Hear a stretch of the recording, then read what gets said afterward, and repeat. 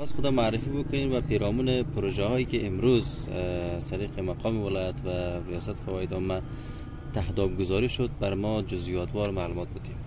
اعوذ بالله من الشیطان الرجیم. بسم الله الرحمن الرحیم. انجینر احمد جاویدی از دامپنا، آمر کار ساختمان ریاست فواید عامه فاریاب هستم.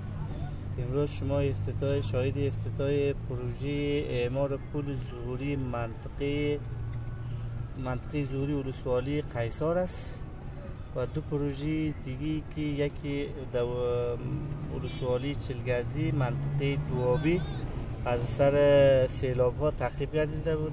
دیوار استنادی و ترمیم فرش ترک است.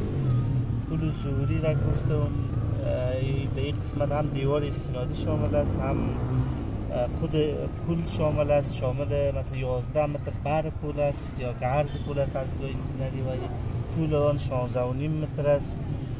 4 اطراف از تکمیلات دیوار استنادی گرفته شده.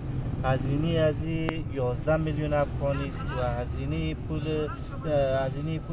دیوار استنادی ظهوری 6 میلیون افغانی است و ترمیم شورای نمبر 2 توسط تیم تکنیکی ریاست فواید عامه کار صورت میگیره و 39 میلیون افغانی جمله 21 میلیون تخصیص و شورای نمبر 1 در 3 پروژه تخصیص داده شده است. نمبر 2 پروژه هایی که نام گرفتین از طریق وزارت فواید عامه است یا کدام اینجوری دیگر شما؟ دونر و یا تعمیل کننده این هر 3 پروژه در شورای نمبر 1 البته شورای دیگه هم ما تعمیمات داریم. کلا وزارت فواید عامه تعمیر میکنه پیسه یا پول از قرار است تا چند مدتی تکمیل تا شود؟ آخر سال مالی ان شاء الله هم پیسه داده شود هم برداشت سپرده شود. تشکر.